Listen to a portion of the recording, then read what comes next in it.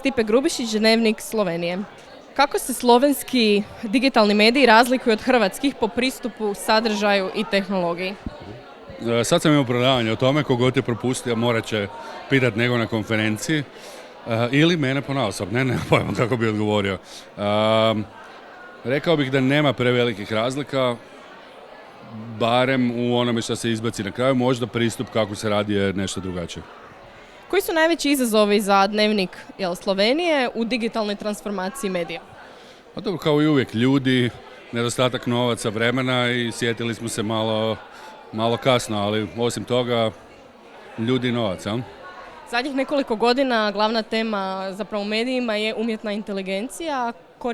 Koristite li vi umjetnu inteligenciju i kako? Da, rekao bih vrlo umjereno i postepeno, dakle, vi ste novinar, pretpostavljam.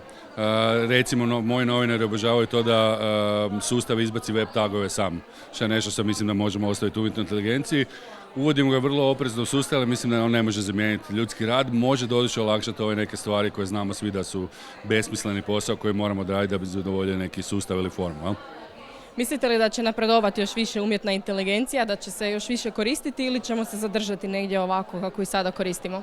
Pa, vjerujem da hoće, nadam se da neće baš previše, jer ne znam hoće li biti scenarij Terminator ili kakav gori, ali napreduje unazad 5 godina, mislim da svi vidimo da je rast ogroman, potencijali su veliki, tako da vjerujem da ćemo vidjeti sve više i više implementacije u svakodnevnom životu.